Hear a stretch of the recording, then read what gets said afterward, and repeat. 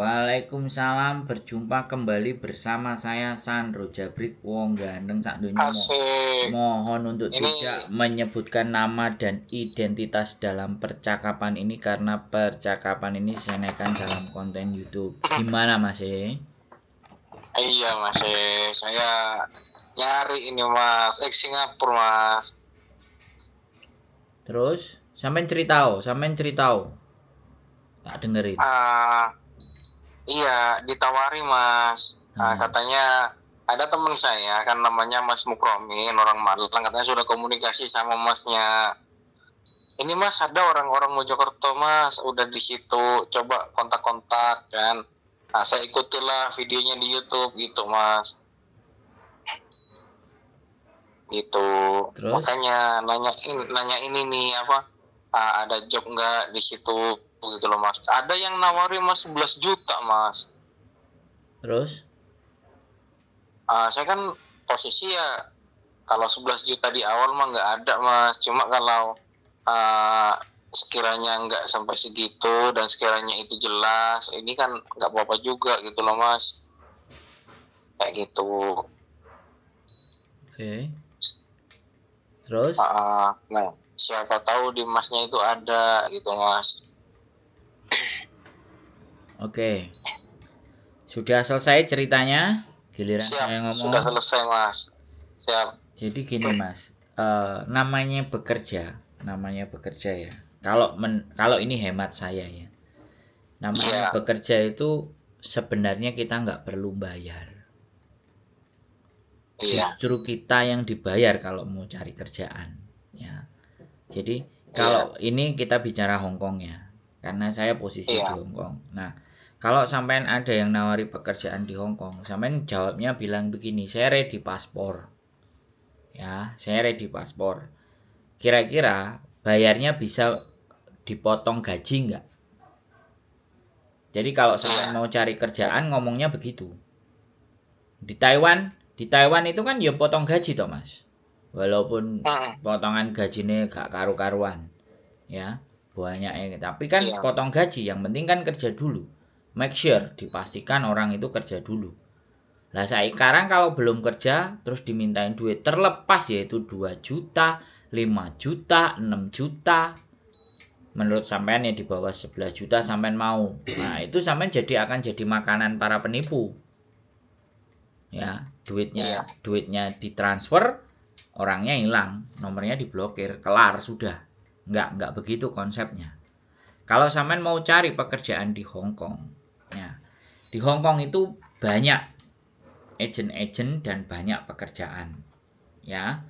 Nah, yang terpenting kalau sampean mau cari pekerjaan, tulis biodata sampean. CV namanya, kurikulum vitae. Ya, biodata sampean. Terus sampean itu bikin video 1 sampai 2 menit atau panjang, kalau sampean bisa bikin panjang lebih bagus. Sampean menceritakan experience sampean by video. Itu kalau di Hong Kong. Saya bicara di Hong Kong nih, ya. CV itu sampean cari di Facebook agent di Hong Kong. Saya cerita dulu, saya YouTuber, saya bukan calo, ya. Saya bukan penyalur untuk cowok kerja, tapi saya hanya memberikan edukasi ya supaya tidak banyak yang kena tipu dan tambah pinter. Itu saya ya. Jadi bukan jadi kadang ada yang ngomong ala bukan agent ngasih tahu gini-gini, karena saya sudah sering dengar sindikat ya. Nipu bangsanya sendiri, nipu dengan cara bayar dhisik 5 juta, 6 juta, habis itu kelangan sakmono kan ya duit toh Mas. Nah, setelah sampean bikin CV, sampean di Facebook itu cari agent. Nah, agent employment agency in Hong Kong. Nah, sampean cek itu webnya atau page-nya atau halamannya, sampean lihat semuanya, ya kan? Ada nomor kontaknya enggak? Ya kan, yang sampean bisa percaya, yang sampean lihat kira-kira. Nah, kalau ada emailnya, masukkanlah by email. Ya, masukkanlah by email. Kalau ada WhatsApp staffnya, langsung WhatsApp. Ya, setelah WhatsApp biodata sampean yang sampean sudah bikin, videonya yang sudah sampean bikin, sampean sodorin ke mereka. Terus carinya jangan satu. Kan sampean ini mau cari toh. Kalau cari sebanyak-banyaknya, 10. Ya, tapi konsepnya tetap sama seperti yang saya sampaikan. Ya. Bayarnya potongan, bukan bayar di depan. Ini konsep. Ini prinsip. Ini yang harus dipahami orang-orang para pencari kerja. Kadang-kadang ditipu 2 juta, 3 juta, bikin paspor, pelatihan, laporan, gini, lapor di Indonesia, ABCD, entut goreng, belgedes. Nggak ada itu, Mas. Nggak ada. Iya. Ya, yang ada, mereka sudah ada job, sampai interview dengan majikan, interview dengan pemilik usaha, pekerjaannya apa-apa, cocok, berangkat, visa sampai diurus sama mereka. Barulah sudah kerja 1 bulan, baru sampean bayar potongan. Tuh baru cengli, Mas. Bisa dipahami? Iya. Jadi seperti itu tadi, kalau sampean ex Singapura, saran-saran saya adalah silahkan bikin biodata, terus video keahlian sampean kalau perlu pas nih ahli ngelas yo pas ngelas di video, ahli pas resik-resik ya pas bersih-bersih ya sampean video. Pokoknya menunjukkan ke calon majikan bahwa sampean itu ya memang mahir bekerja atau sampean juga di sini lagi bekerja ini itu. Ditunjukkan sekarang itu kayak gitu modenya, Mas. Ya, sekarang sudah zamannya canggih. Bukan mau omongan tok. Ayo ndang budal, cleaning service, ayo ndang budal, pabrik tisu, ayo ndang budal, cuci piring. Tidak kayak gitu konsepnya. Bisa dipahami? Iya, Mas. Nah, wes sekarang sampean mau nanya apa lagi? Ayo kita ngobrol.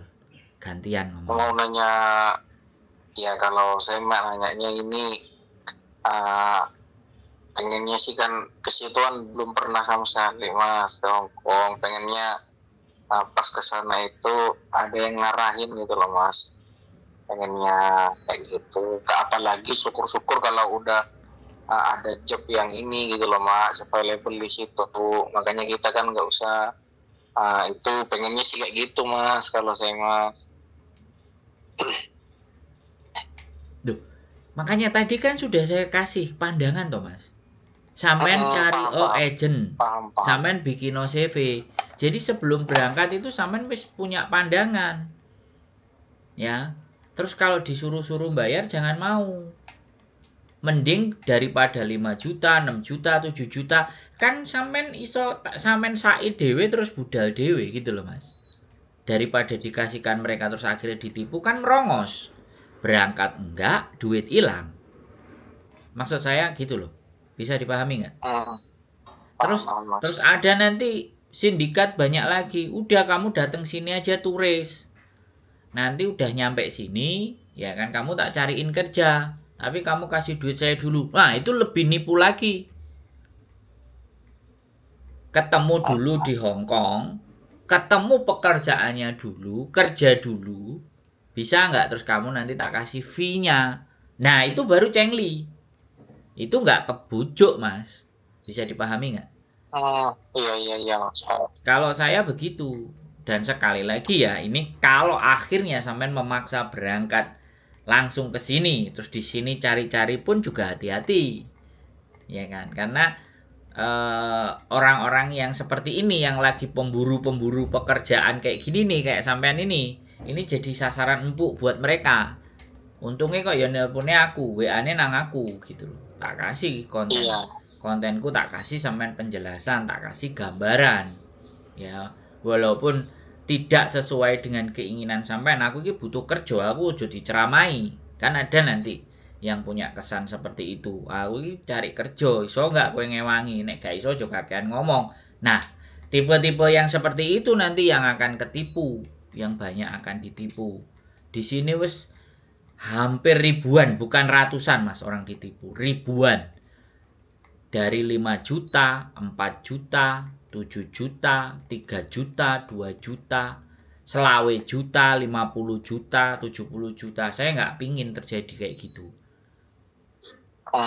Ya. Saya ini katanya mas, katanya yang awal itu mas, di jobnya di cleaner kan, nggak tahu bener enggaknya si cleaner, nanti lebihin aja overstay mas, katanya overstay kalau sudah lebih dari 1 bulan nanti ngurus paper gitu katanya. Apa sih paper? Paper apa sih, aku nggak tahu juga kan mas. Nanti kamu dapat ini gratis, rumah gratis, terus transportasi akomodasi gratis gitu katanya. Nanti bisa tinggal stay di sini selama 5 tahun gitu katanya. Nah, terus mereka minta duit sampean berapa tadi? Itu 11 juta. Minta 11 mas. Nah, jelas fix ini sampean arepe jadi perangkap kena tipu sama mereka. Ya, sekali lagi tak ceritain ya. Jadi kayak gini nih mas, dia wis ngantongi duit sampean, wis nyampe di sini nggak direken, bisa jadi begitu, bisa jadi direken seperti yang dia omongin. Nah, overstay, nah akhirnya jadi OS. Nanti overstay terus kerja, oke? Overstay terus kerja, habis itu kalau ketangkep sampean ngajukan paper itu suaka mas, minta suaka. Nah, ini kalau orang Hongkong kita bicaranya ya, mohon dimaafkan ya, sampah. Karena dia minta uang, jatah dikasih ya kan untuk belanja tapi dalam bentuk kupon. Sama jatah rumah. Nah, jatah rumah itu yang dia omongin. Otomatis orang-orang kan tergiur, Mas. Kok penak sekali kayak gitu kan. Nah, tapi sekali lagi pekerjaan di sini memang banyak kalau kitanya lincah. Dan kalau kita statusnya paper, apa statusnya overstay, ini kan berarti statusnya gelap. Paper itu tidak boleh bekerja. Apalagi overstay. Tapi kalau paper itu berjalan-jalan di mana-mana, ada polisi diperiksa masih nggak ada masalah. Tapi ada yang setiap minggu harus lapor. Ini memang, nah kayak ginilah yang akhirnya akan membawa banyak teman-temannya yang paper. Kalau bawa teman-teman Indonesianya untuk jadi paper itu kan ya podo ae karo mengarahkan ke hal yang nggak benar menurut saya. Tapi kan doktrinnya mereka, alah wong butuh duit ya wis lho. Wong ya ora enek penggawean, ora enek sing resmi, ya udah jalur seperti ini aja kan butuhmu golek duit toh. Bahasanya seperti itu, Mas. Jadi di logika ya masuk akal. Ya paper ya akeh di sini. Tapi masa depannya kita di sini jaluk duit wong, ya kan? Ya kan nanti habis itu terus batas waktunya 2-3 tahun, 4 tahun. Nek iya dhewe iso nglumpukno duit. Nek enggak nglumpukno duit jadi usaha ya sudahlah, masa kelamnya di Hongkong. Setelah itu kita kalau mau merantau lagi cari negara lain karena di Hongkong sudah nggak akan pernah bisa diterima lagi. Kalau boleh tahu mas, itu gaji standar di Hongkong berapa mas kalau sebulan mas? Ya kalau standar di Hongkong resmi, ya ini penduduk KTP resmi ya bisa 16.000. Jadi di sini itu memang pekerjaan cari orang mas, bukan orang cari pekerjaan. Tapi segalanya serba mahal. Sewa rumah 4 juta, 5 juta, 3 juta. Terus kalau kita ya dikasih potongan. Kalau dikasih potongan tiap minggu lapor. Nah, kembali lagi wis terserah sama sampean. Intinya kalau ataupun mau nantinya mengikuti jalurnya mereka yang gelap, minimalnya itu sampean jangan keluar duit. Bisa apa tidak? Kalau duit 11 juta ya dibawa sendiri aja. Duit 11 juta. Bilang kalau duit 11 juta tak kasih ke kamu kalau saya udah ada kerjaan di sini yang kamu janjikan. Saya sudah bekerja baru 11 jutanya tak kasih. Mereka pasti tidak mau. Mereka selalu minta uang di depan. Nah, kalau sudah kenal kalau apa 16.000 itu setara berapa mas kalau rupiah mas? Ya 32 juta masih. Berarti kalau TKI segitu gajinya mas? Enggak mesti mas. Yang resmi ada yang 18, ada yang 21, ada yang 35. Oh itu yang resmi mas? Iya. Wih besar kali ya mas. Enggak lah. Besaran. Iya, besaran kalau di Jepang. dirupiahkan Mas. Besaran di Jepang. Nah kalau di Jepang temanku cuma 12 juta Mas sebulan Mas. Itu magang. Yang Tokute nih. Yang Tokute Gino nih. Yang lulus N4 loh bahasa Jepangnya. Iya. Iya, yang lulus N4 bahasa Jepangnya minimal di 18 juta, ada yang 25, ada yang 27. Ada yang Gemba. Gemba itu konstruksi, itu bisa 50 juta. Tapi kan harus kalau belajar. Di sana, tapi kan kalau di sana 16.000 aja kan udah 30 juta ya Mas ya. Yo iya, tapi ya capek Mas. Kerjaannya capek kalau laki-laki, apalagi yang OS atau paper. Kalau yang mau nggak capek ya duitnya dikit, apalagi mereka tahu statusnya kita. Pasti ditekan. Ditekan. Kalau yang sudah kenal baik ke kita ya, tahu cara kerja kita, ibaratnya kita itu kalau orang Jawa bilang rekoso, dan dia yakin dan dia ngerti, kita paham cara kerjanya dia sebulan, 2 bulan, 3 bulan semangat misalnya, ya bisa jadi kita digaji sama dia dan dipertahankan. Kan kembali lagi ke bagian ke rezeki kita masih. Tapi kalau untuk bahasa Mas, ya bahasa Mandarin, bahasa Kantonis, bahasa Inggris itu nggak terlalu kalau buat kerja-kerja yang kasar atau kerja-kerja yang apa namanya, kayak cuci piring kayak gitu. Saya nggak nyaranin sih sebenarnya kalau sampean mau diarahin paper. Ya mungkin ya, sekali lagi dia bisa menunjukkan ke sampean, bisa ngasih tahu gajinya, nunjukin duitnya, iya. Tapi itu tidak resmi Mas. Itu ilegal. Nah, apakah kita mau ambil jalan ilegal, itu keputusan sampean sendiri. Tapi yang penting tugas saya sudah memberikan penjelasan dan berharap untuk tidak melakukan hal itu. Tapi nek wis terpaksa ya apa yo ngerti aku Mas. Enggak, tak kirain Masnya ada job gitu di sana Mas, gitu. Tidak. Kan saya tadi bilang, saya ngasih edukasi Mas. Saya YouTuber. Ya.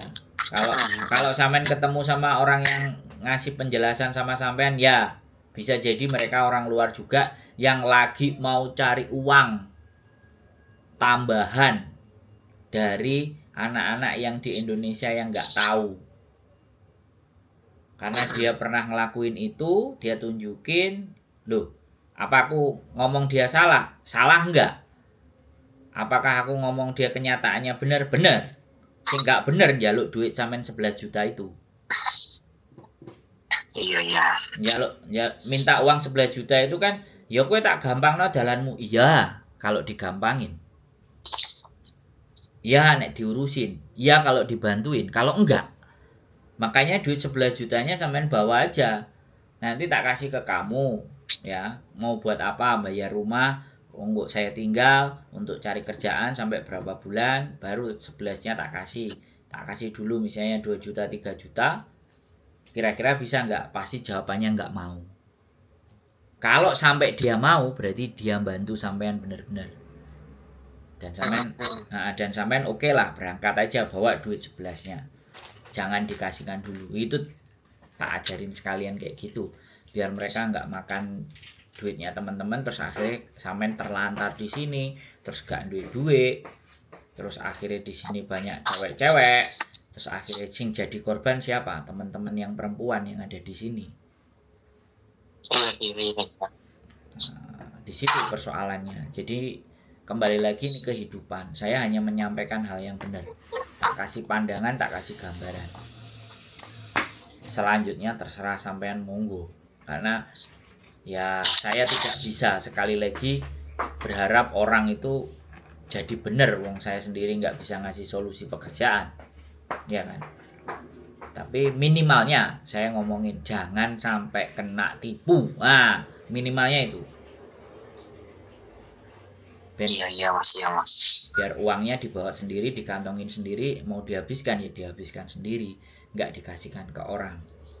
Wis. Ada lagi yang mau sampean tanya? Kerjaan saya belum ada. Ya kalau ada Mas, saya kan masih stay di Singapura Malaysia terus nih Mas. Kita pasing-pasing aja kan, 20 hari pulang. Misal kalau apa ya, ada apa ya, dibutuhkan lah, maksudnya ada kesempatan lah di situ, siapa tahu ada Mas, kabari saya Mas, gitu Mas. Kalau saya sih lebih Siapa baik, tahu ada. kalau saya sih lebih baik yang sekalian. Jadi sampean apa namanya, kursus bahasa Jepang langsung di Jepang. Sampean kumpulin duitnya, terus kursus bahasa Jepang langsung di Jepang. Apply semuanya boleh. Jadi sampean statusnya nanti student, visa student tapi harus lulus N5. Setelah N5 baru sampean sekolah kursus di sana. Nah, visa student sampean gunakan untuk cari part time job.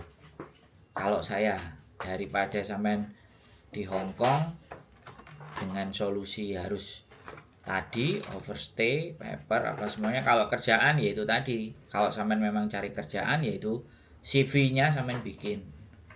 Bahasanya sampean buat. Pekerjaan sampean apa sampean bikin.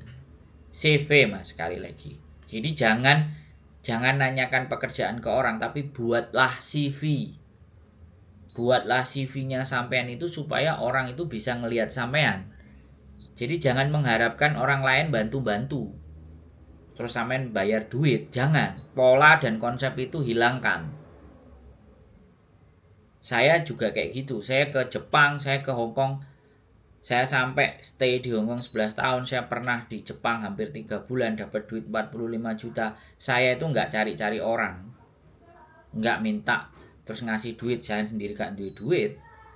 Duit 5 juta ya berangkat ke Jepang. Wis di sana muter-muter nyari-cari kenalan job apa ya, wis tidur di emperan. Apalagi di Hong Kong nggak pernah ngerasain saya hotel, tidurnya Victoria Park, wis cari-cari kerjaan sendiri.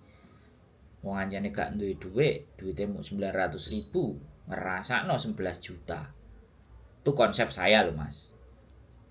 Konsep saya. Jadi kalau memang cari kerjaan yang benar, bikin CV. CV itu kunci. Dunia internasional semuanya pasti akan minta CV. Penggambaran kita melalui tulisan dan video serta gambar.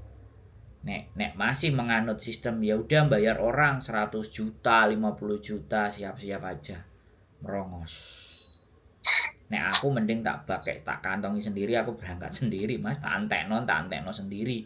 Cari peluang potensi ya di sini, ya di negara tujuan wis.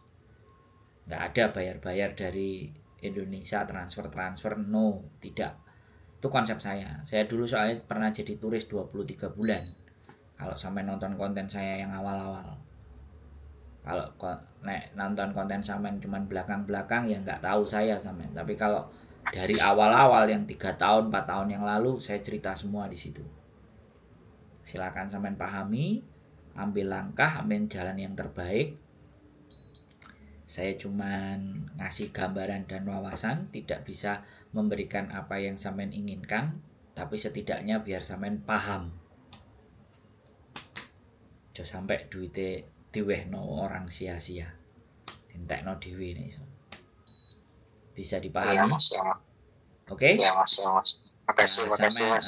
Sehat selalu sampean, semangat, hati-hati. Ya. Tonton konten saya yang awal-awal biar sampean lebih memahami dan tahu karakter Hong Kong. Oke? Oke, Mas. Makasih. Sehat selalu yo. Bye-bye. Ya, amin. Oke, buat teman-teman semuanya, masih banyak sekali lagi orang yang mengharapkan orang lain menolong dengan membayar. Konsep itu buang. Buanglah konsep seperti itu. Saya bayar duit aja mau rekoso, mau mikir. Ya, sekali lagi ya kan. Itulah tradisi orang-orang kita, saya bilang. Orang-orang yang hanya mau ambil enaknya, ambil mau cara instannya, tapi tidak benar-benar mencari dan menggali informasi sedetail-detailnya dan sebisa mungkin tidak mengeluarkan biaya yang terlalu besar. maksudnya biayanya itu ya biaya tiket, biaya makan, ya biaya hotel. Kalau itu dikeluarkan itu worth it dan itu wajar. Tapi kalau biaya calo, come on guys, wake up, ayolah, ya kita bangun semuanya, ya mencari kerja itu nggak pakai duit guys. Cari kerja itu dapat duit buat jangan buang duit, itu konsep yang salah kaprah di tempat kita. Itu konsep kayak gitu, kayak cari kerja masuk jadi pegawai harus bayar sekian. Nah itu come on guys, 2024 sekarang presidennya Pak Prabowo, ya muga-muga sing kakean korup ya di silakan Pak Prabowo dihabisi ya. Nih tikus-tikus got sing mbel gedes iku ndang di sepakat saya wis. Ya, saya nggak nyoblos dan saya nggak kecewa. Tapi saya mendukung Indonesia dipimpin oleh tangan besi. Tangan besinya Pak Prabowo. Oke, karena sudah terpilih sampean Pak. Jadi apapun ceritanya harus kita terima dan kita dukung. Mudah-mudahan jadi Indonesia jauh jadi lebih baik. Bukan hanya omon-omon saja seperti